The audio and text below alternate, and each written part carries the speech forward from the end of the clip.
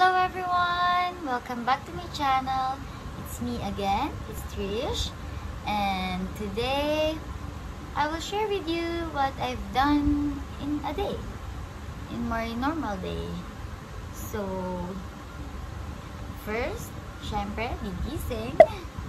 Paggising, what I do is, syempre, check ko yung kids, sila Athena, si baby boy, yan ang una kong ginagawa.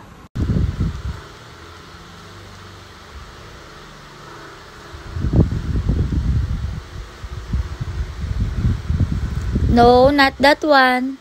That's important. That's mommy's ID. Si daddy nila, my husband, hinahanap ko.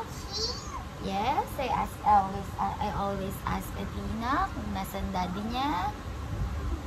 Ayun, and then magbe-breakfast. Normally, may breakfast na lagi na nakahanda pagising ko. Kasi yung yaya namin, yaya ni Athena, nagdadala ng breakfast sa umaga. So, I drink Milo every morning. And then, ang breakfast ko kanina, breakfast namin ni Athena, hotdog. Hotdog, tsaka bread. Bread na may butter and sugar.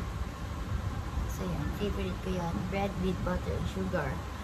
And then, dito lang ako sa room nagbe-breakfast. Breakfast in bed.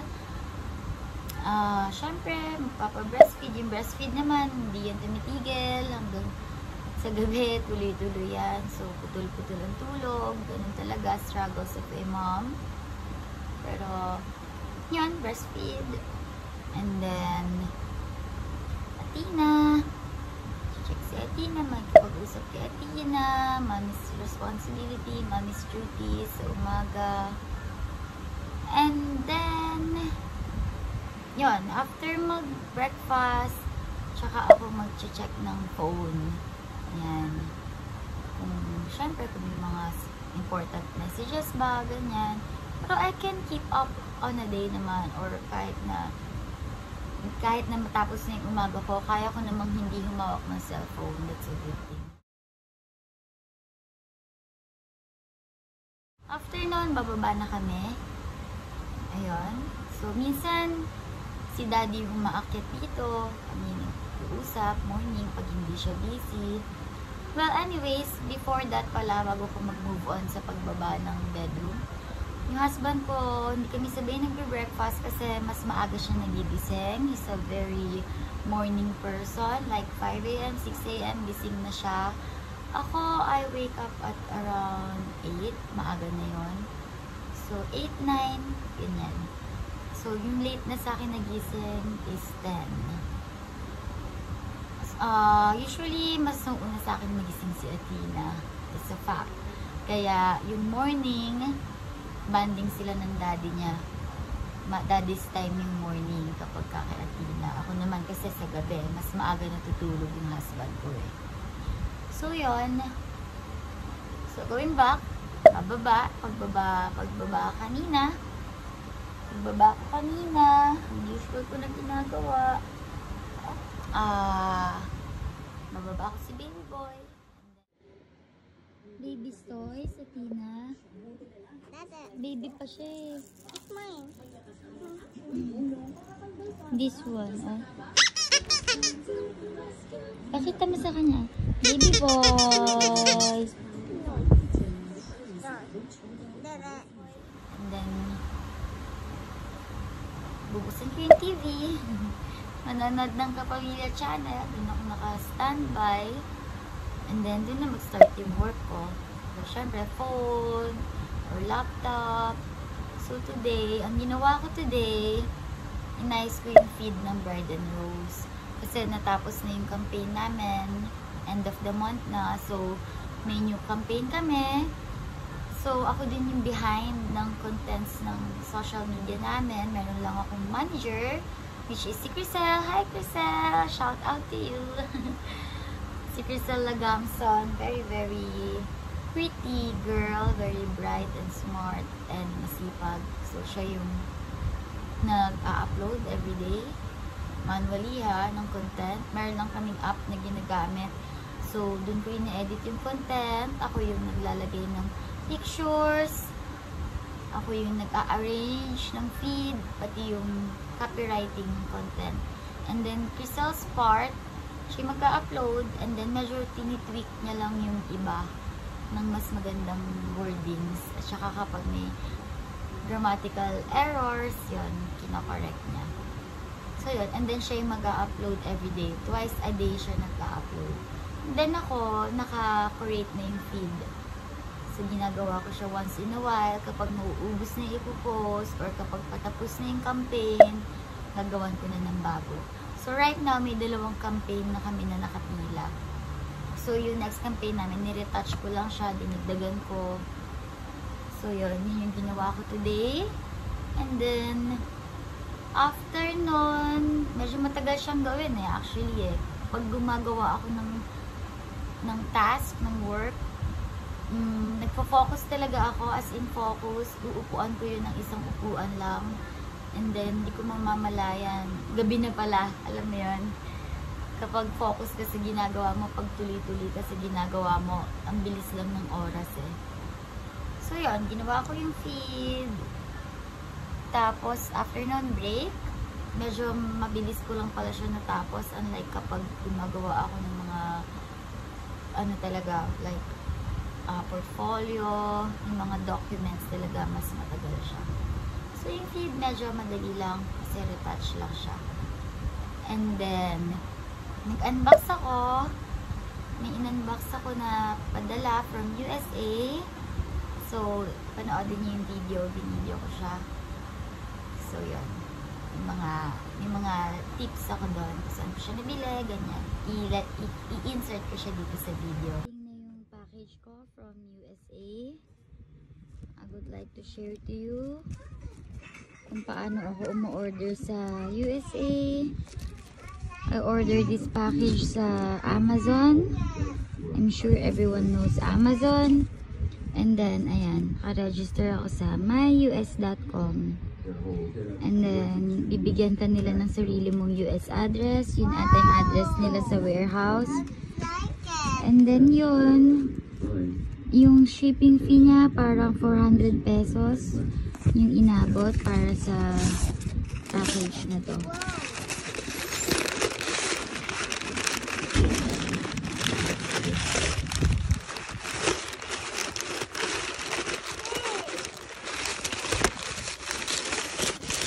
Ba't puro ganito?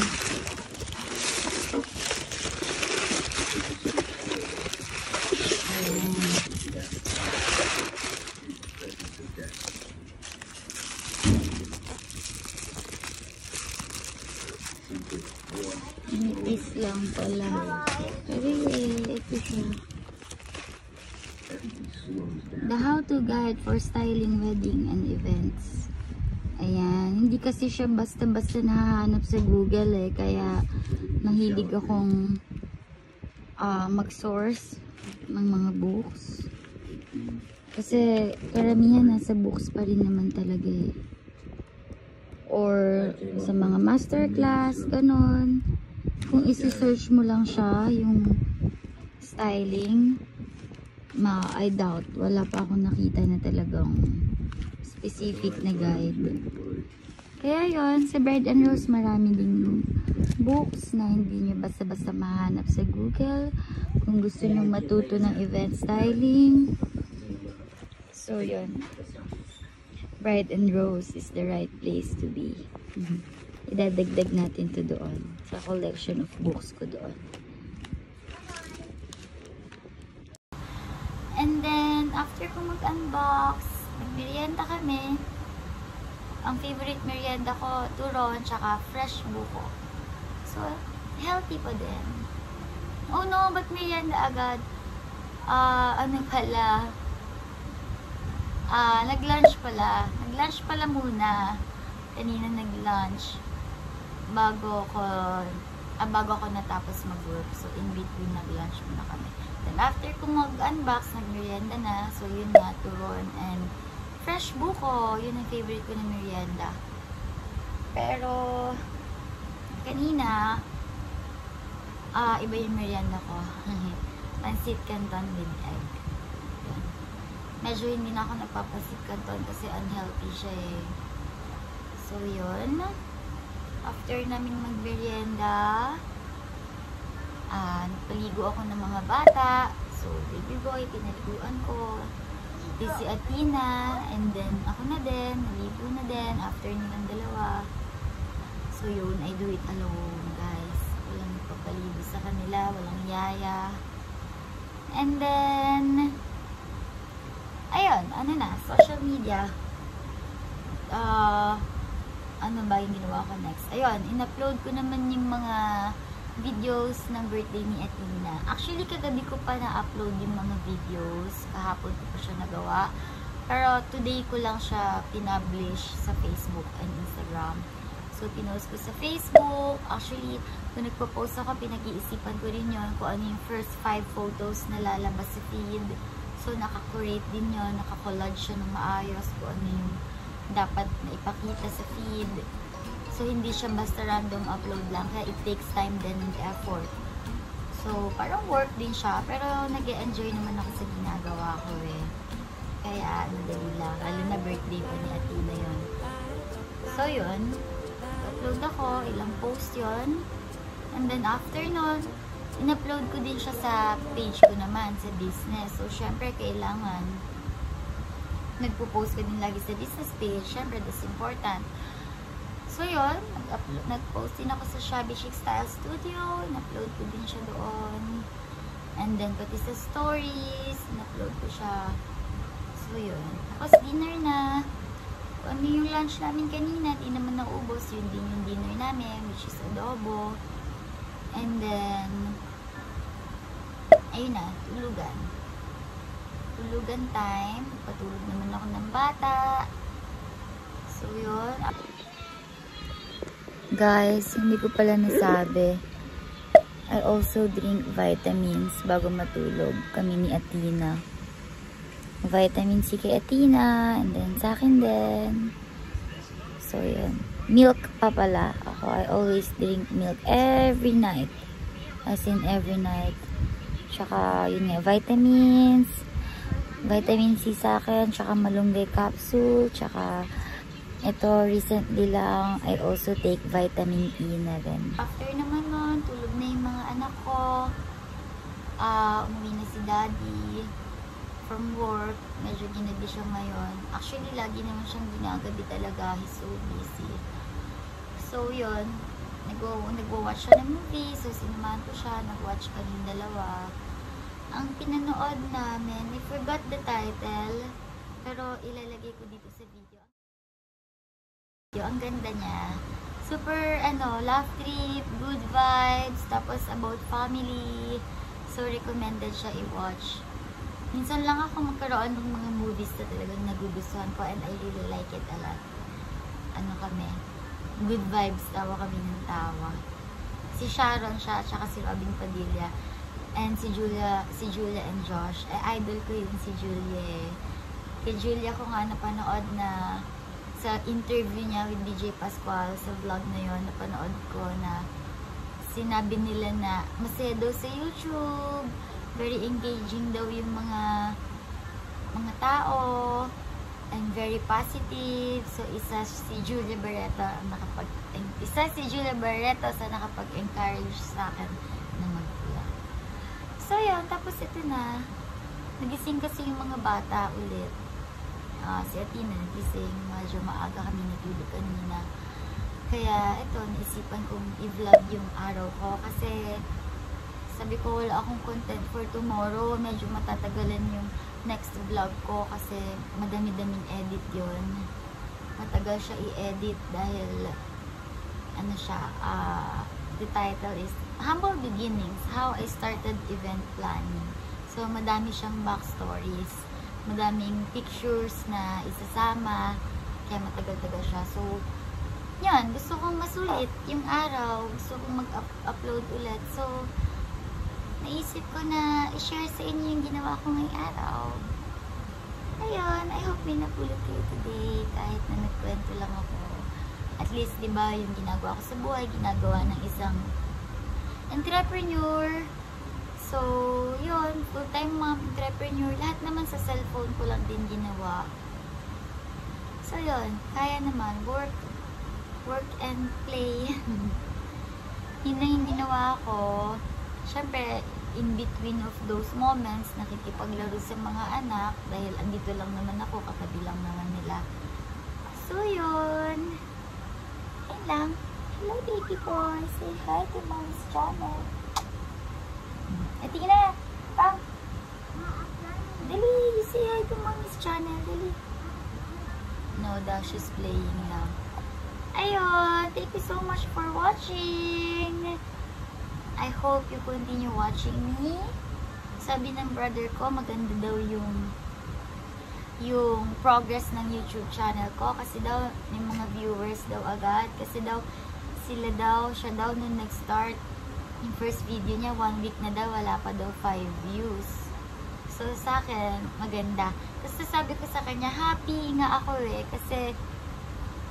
Kasi nung una, nabanggit ko dun sa first vlog ko, yung mga hindrances ko kung ba't ayaw kong mag-start mag-vlog. Is, nagda-doubt ako, baka sabi ko, baka wala naman manood, baka ma-discourage lang ako. Pero ngayon, ang happy ko, kahit konti lang yung views, kahit na, kunyari, yung first vlog ko, 200 plus pa lang, yung mga kaka-upload ko lang kanina na party ni Atina, 50 plus views, ganyan, 40 plus views. Happy na ako doon. Alam niyo yun, happy na ako. Kaya ang saya mag-vlog. Tapos, yung mga nagko-comment, nakakatuwa, yung mga hindi mo inaasahan na tao, ang saya niya. Totoo pala yung sinabi ni Julia Barreto na masaya sa YouTube. So, nga pala yung mga nagpapa-shout out. Hello, Martin! Yung crew ko yun, nagpapa-shout out siya. Hello, Alan! Tsaka, hello, JC De Jesus. Ayan, shout out ko kayo. Kaya i-share nyo to, mag-comment kayo. And, ipa-subscribe nyo sa mga friends nyo yung, channel. Ayun lang. Yes, anak. What? Yes, I uploaded your birthday. Yes. Close. Close the birthday. Okay, magbababay na ako eh. Okay? Sama. Magbababay lang ako sa channel ko. Saan ka sasama? Hindi ka. Sama ka. Babay ka. Okay. No daw. Okay. So, ano pa ba? Hindi na natuloy magbabay eh, no?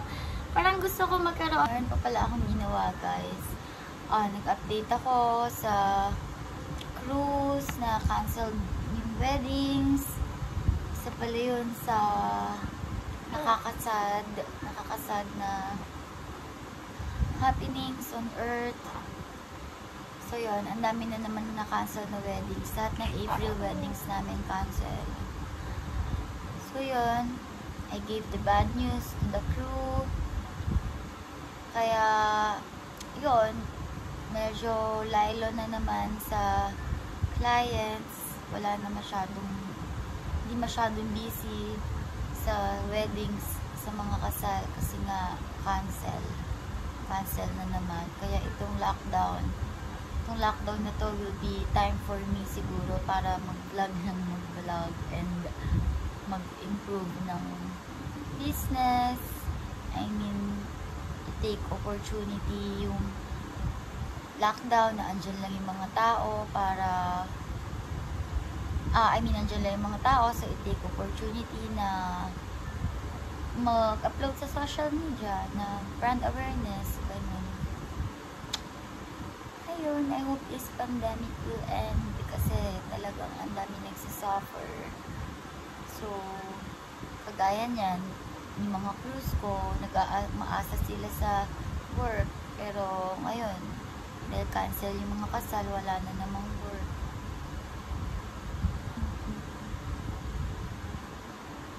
So, isama mo na rin sa pagpapa-breastfeed yung pagbalit ng diaper. Dalawa yan pinapalitan ko ng diaper. So, minsan, tinutulungan ako ni Daddy, pero kapag kagaya ngayon na nasa labas siya, working siya sa labas, ako talaga hindi nagpapapalit ng diaper si Athena sa yaya niya, kaya ako pa din talaga. I'm super duper full-time mom. Kaya yun, thankful ako na yung work ko andito lang sa bahay, kaya natututukan ko itong dalawa kong anak. Tapos yun, medyo sagot-sagot sa mga ibang nagchat-chat, yung ibang nag-i-inquire, although yung mga pages ko, yes, Athena. Yeah. Wow, ganda. Papakita natin yung sa vlog ko later, ha? House? Yes, the house. So, yun, yung may mga in the network talaga na nag-i-inquire, like friends or acquaintance, magtatanong, mag-chat, tatanong ng package. Ayan, kapag ganun, nire-replyan ko yun. Pero, yung mga sa pages, ayan, meron na akong mga staff na sumasagot nun. Kaya, ang laking ginhawa na meron akong staff na nagre-reply sa page. Kasi before ako talaga kaya kinakain yung oras ko, buong araw ko sa pagre-reply sa mga kliyente, sa pag-aasikaso sa kanila. Ngayon, I have 2 staffs na tumatrabaho ng mga yan. Inquiries, tsaka queries ng current clients, tsaka inquiries ng mga bagong posibleng kliyente.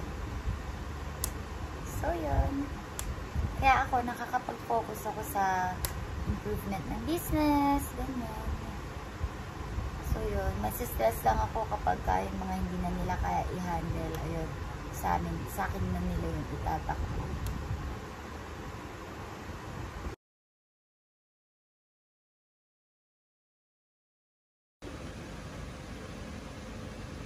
Download. Nag-download na, ayan na. Hindi naman yan yung house eh. Patingin ako ng house kanina. No, I'm playing. Yung pinapakita mo sa